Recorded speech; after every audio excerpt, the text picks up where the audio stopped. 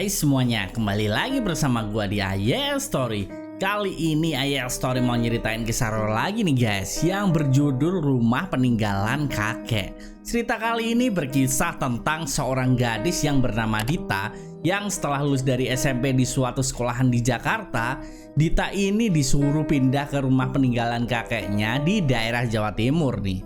Seperti apa seramnya kisah yang dialami oleh Dita ini? Tapi sebelum gua mulai ceritanya, jangan lupa klik tombol subscribe dan tombol loncengnya agar Ayel Story makin rajin-rajin ngupload untuk kalian semua guys. Oke, tanpa berlama-lama langsung saja kita mulai ceritanya. Let's.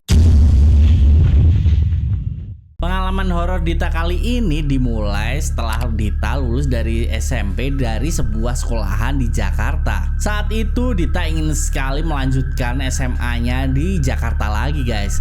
Tetapi ternyata harapan Dita pun bersekolah di Jakarta harus pupus, karena kedua orang tua Dita harus memutuskan untuk pulang kampung ke sebuah kota kecil di daerah Jawa Timur nih. Dikarenakan di tahun tersebut ayah Dita ini sudah pensiun dari pekerjaannya di Jakarta. Ayah Dita ingin sekali menghabiskan masa pensiunnya di rumah peninggalan dari kakek Dita guys, yang sudah lama tidak ditempati setelah kakek dan nenek Dita ini meninggal.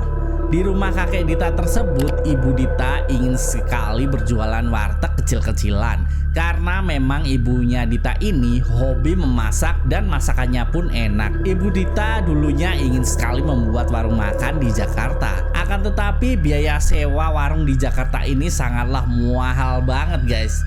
Maka dari itu ibu Dita pun langsung setuju jika mereka sekeluarga pulang kampung. Karena rumah peninggalan kakek Dita tersebut berada di pinggir jalan raya yang merupakan jalan utama menuju ke sebuah objek wisata terbesar di Jawa Timur. Gua perkenalin dulu nih guys, Dita ini adalah anak bungsu dari dua bersaudara. Kakak Dita bernama Mbak Lisa sudah berkeluarga dan ikut bersama suaminya yang merupakan seorang abdi negara yang ditugaskan di Kalimantan. Sebenarnya Dita ini malas sekali bila pindah ke rumah peninggalan kakeknya tersebut, karena Dita sudah terlalu nyaman tinggal di Jakarta. Tetapi orang tua Dita mendesak agar Dita mau pindah ke rumah peninggalan kakeknya tersebut. Ditambah lagi kontrakan rumah Dita sekeluarga ini juga 2 bulan lagi akan habis guys. Dita membayangkan males banget jika berada di rumah peninggalan kakeknya, karena Dita harus menyesuaikan diri lagi dengan lingkungan sekitar. Ditambah lagi Dita harus mencari teman-teman yang baru lagi. Tiba saatnya hari dimana Dita keluarga ini pindah. Dita terasa udah ngantuk banget guys, karena semalaman beres-beres barang-barangnya yang ada di kontrakan. Akan tetapi mobil charteran yang membawa barang-barang Dita sekeluarga ini sudah datang di depan kontrakan. Setelah Dita dan sekeluarga berpamitan dengan tetangga-tetangga sebelah, Dita sekeluarga pun langsung masuk ke mobil charteran untuk meninggalkan rumah kontrakannya tersebut. Dita dengan perasaan yang sedih harus meninggalkan teman-temannya dan tempat tinggalnya, tempat Dita tumbuh hingga sampai sekarang ini. Dan Dita harus pindah ke tempat yang gak dia sukai guys. Selama di perjalanan Dita pun hanya tiduran saja karena terlalu capek. Tak terasa sudah jam 11 malam dan Dita sekeluarga pun sudah sampai tujuan, yaitu rumah peninggalan kakek Dita. Di sana sudah ada Om Rudi dan Tante Sari yang menyambut kedatangan Dita sekeluarga. Om Rudi ini adalah adik satu-satunya dari bapak Dita yang tinggal lumayan paling perjalanan 1 jam gitu dari rumah peninggalan kakek Dita tersebut. Om Rudi ini bekerja sebagai tungkak bangunan guys, dan ayah Dita meminta Om Rudi untuk merenovasi rumah yang akan Dita sekeluarga tinggali, karena udah lama nggak ditinggali dan merupakan rumah yang berdesain jadul khas tahun 70-an gitu guys. Pertama-tama Dita melihat isi rumah tersebut, Dita bimbang apakah dia merasa nyaman gitu tinggal di rumah yang jadul dan agak nyeremin guys rumahnya ini guys. Emang rumah kakek Dita ini emang di pinggir jalan raya guys, yang sangat ramai sekali lalu lalang mobil dan motor. Tetapi di sebelah rumah kakek Dita tersebut terdapat jembatan yang agak besar Dan sungai di bawah jembatan tersebut terdapat sungai yang airnya sangat deras sekali mengalir gitu guys. Yang kenceng gitu loh guys ngalirnya itu. Setelah Dita masuk ke rumah tersebut, Dita merasakan ada hawa yang gak enak. Bulu kuduknya sampai berdiri saat melihat isi rumah tersebut guys. Apalagi kamar yang ingin Dita tempati, yang berada di kamar paling belakang sendiri dengan jendela yang langsung menghadap ke sungai gitu. Dita ini masuk ke kamarnya aja udah merinding gitu guys. Setelah sopir mobil charteran selesai mengangkat barang-barang keluarga Dita ini, sopir tersebut lalu berpamitan. Lalu Dita keluarga dan om tantenya lalu mengobrol-ngobrol gitu guys di ruang tamu. Setelah mereka ngobrol panjang lebar, Dita capek banget ingin sekali rebahan di kasur. Karena udah seharian dalam perjalanan gitu di dalam mobil, capek semua ya.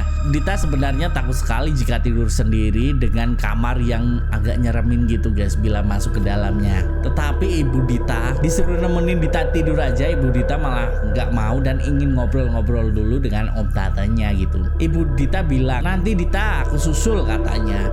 Dita pun lalu masuk ke kamar guys. Dengan hawa yang gak enak, Dita pun memberanikan diri tidur di dalam kamar tersebut. Setelah rebahan sebentar dan ngecek sosmednya, Dita pun lalu menarik selimut dan bergegas tidur. Saat tertidur, entah itu mimpi atau apa, Dita dibisikin di telinga dengan suara pria gitu guys. Dengan suara bapak-bapak gitu lah bilang, Dita, Dita, Dita, gitu guys, 3 kali guys di dekat telinganya gitu. Dita pun langsung bergegas bangun dari tempat tidurnya. Lalu Dita mengecek HP-nya, ternyata baru jam 2:30 pagi. Tetapi di sini Dita nggak langsung takut atau apa gitu, agak lebih nyaman karena ibunya tidur di sebelahnya guys. Dita pun kembali tidur lagi dan keesokan harinya Dita bangun tidur lalu keluar dari kamarnya dan ingin ke kamar mandi guys. Kan habis bangun tidur kan pasti mau pipis atau mau boker gitu. Di sekeliling rumah Dita terlihat sepi sekali, bapak ibunya entah kemana itu. Tetapi Dita udah kebelet nih ingin buang air. Sesampainya di dalam kamar mandi, Dita sambil jongkok dan mainan HP, tiba-tiba air di sungai sebelah rumah Dita itu guys terdengar hening, gak ada suara aliran air gitu guys. Padahal deras banget tuh sungainya. Tiba-tiba bulu kuduk Dita ini merinding guys, berdiri semua gitu. Dia merasakan hawa yang sangat aneh. Tiba-tiba ada yang mengetuk pintu dari kamar mandinya nih. Dalam hati Dita ini masih berpikir gini guys, alah paling itu ayah kalau nggak ibunya yang ingin gantian ke kamar mandi gitu. Dita bilang, iya sebentar lagi nanggung nih. Tapi nggak ada jawaban sama sekali guys dari luar kamar mandi tersebut. Tetapi nih guys, ketukan di kamar mandi tersebut makin lama makin keras dan sangat cepat guys. Diketuk gini guys, sangat cepat sekali guys. Dita pun buru-buru menyelesaikan buang air besarnya dan bergegas untuk membuka pintu. Iya nggak sabaran amat sih, siapa nih? Tetapi setelah Dita buka, tak ada seorang pun di depan kamar mandi tersebut. Dengan perasaan yang takut, Dita bergegas lari keluar rumah sambil berteriak guys, memanggil ayah ibunya. Pak, Bu, kalian di mana? Ya gitu kan wajar ya guys ya, ketakutan coba kalau kalian guys. Lagi asik-asik di kamar mandi, tiba-tiba ada yang ngetuk pintu gitu, dibuka nggak ada orang. Gila nggak tuh guys? Ternyata ayah dan ibu Dita sedang ngobrol dengan tetangga sebelah yang merupakan teman masa kecil dari bapak Dita guys. Dita perkenalkan, ini Pak Heri, tetangga kita. Pak Heri ini teman masa kecil bapak dulu, kata ayah Dita. Dita pun langsung memperkenalkan dirinya pada Pak Heri. Setelah berkenalan, Dita pun langsung mengajak ibu untuk masuk ke dalam rumah. Bu, tadi ibu ngetuk pintu kamar mandi nggak waktu Dita di dalam? Enggak, ibu dari tadi ngobrol sama Pak Heri, dari tadi sama bapakmu. Emang kenapa? Berarti siapa dong? Halah, palingan kamu salah dengar aja. Enggak Bu, beneran, swear deh. Salah dengar kali kamu. Ih, ibu nggak percaya bener sih Bu. Aku kayaknya nggak nyaman deh Bu tinggal di sini. Ada suara aneh terus. Ah, paling itu cuma alasan kamu aja kan, nggak mau pindah di sini. Pakaianmu di koper itu udah kamu tata di lemari belum? Sana tata gih. Iya Bu, belum tak tata. Aku kan baru bangun tidur. Habis ini tak tata, tapi temenin ya. Iya, nanti aku temenin. Kamu jadi anak kok penakut sih. Kalau yang tadi itu beneran, Bu. Ya terserah kamu aja lah, mandi dulu sana. Habis itu sarapan lalu beres-beres barangmu. Ibu nyiapin sarapan dulu. Dita pun lalu mandi, sarapan, habis itu beres-beres guys. Tak terasa hari pun sudah malam nih guys. Karena saat itu ayah dan ibu Dita diundang di acara kumpulan RT di tetangga yang agak jauh nih, untuk memperkenalkan dirinya pada lingkungan sekitar. Dita pun di rumah sendirian dengan bertemankan HP saja di dalam kamarnya nih. Sambil scroll-scroll sosmednya, Dita baru nyadar ibu dan ayahnya lama sekali kumpulan RT-nya guys.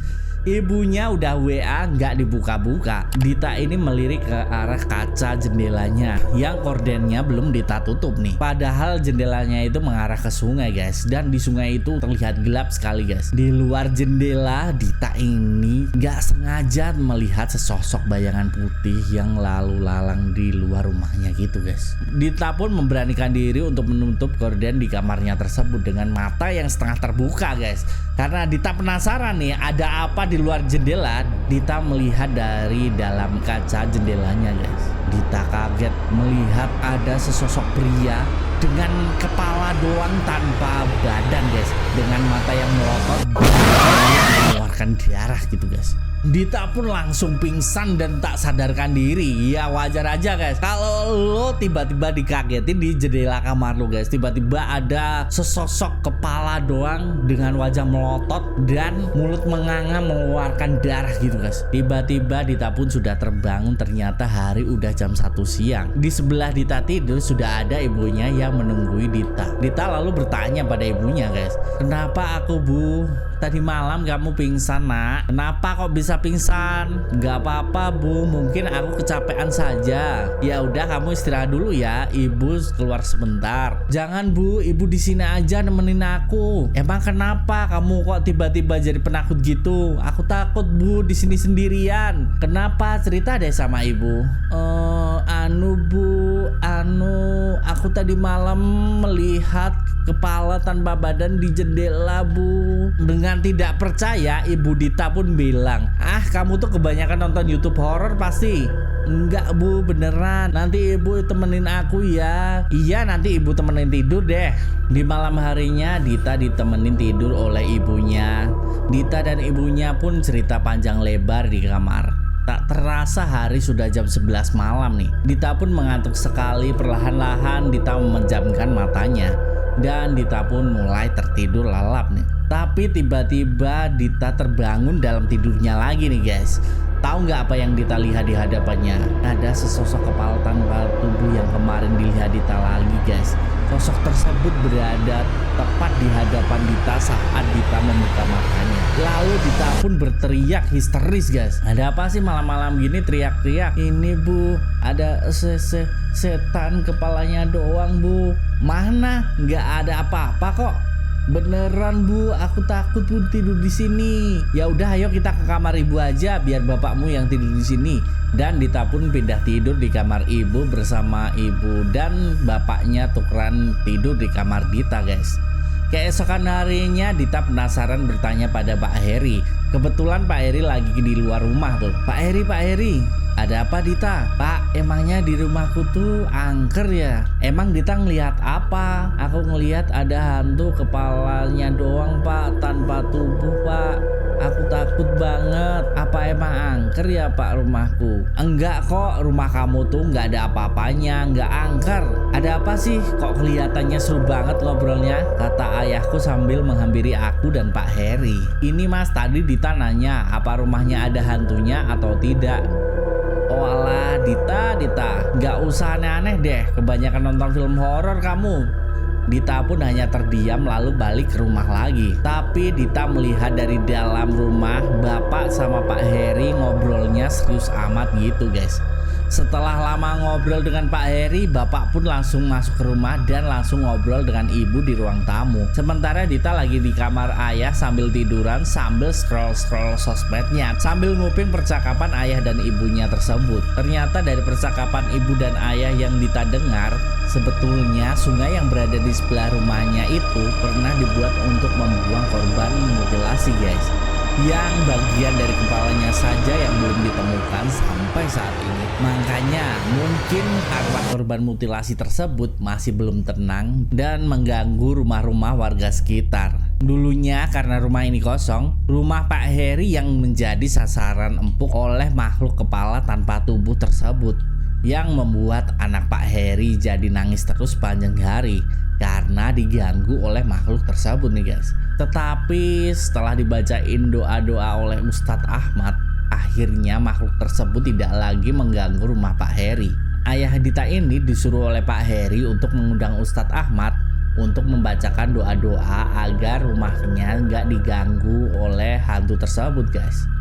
Setelah bapak ngobrol dengan ibu, bapak pun lalu pergi ke Ustadz Ahmad dan malamnya Ustadz Ahmad ke rumah Dita guys untuk membacakan doa-doa untuk mengusir hantu tersebut. Ustadz Ahmad lalu menuju ke kamar Dita. Ustadz Ahmad langsung tahu gitu guys kalau kamar Dita itu yang sangat angker gitulah. Ustadz Ahmad lama sekali berada di kamar Dita untuk membacakan doa-doa hingga terdengar dari luar kamar angin berhembus sangat kencang sekali yang membuat korden kamar Dita membuka menutup gitu guys. Lalu setelah 1 jam berada di kamar Dita membacakan doa-doa, Ustadz Ahmad pun keluar dan berkata pada Bapak Dita, itu yang kemarin ganggu-ganggu anak Bapak adalah penunggu di kali ini dan udah saya usir Pak. Oh iya makasih ya Pak Ustadz. Dan setelah malam itu didoakan oleh Ustadz Ahmad, Dita pun udah nggak lagi didatangi dan diganggu oleh makhluk tersebut, dan Dita pun menjadi nyaman tinggal di rumah tersebut, dan cerita horor dari Dita pun selesai. Oke guys, mungkin segitu aja cerita horor dari Ayah Story. Apakah nyeremin atau enggak? Silahkan komen di bawah. Kalau kalian mau nyeritain pengalaman horor kalian untuk dibawakan oleh Ayah Story, silahkan email di bawah ini ya guys. Like dan subscribe kalau kalian suka video ini dan share ke teman-teman kalian. Sampai jumpa di video selanjutnya. Bye bye.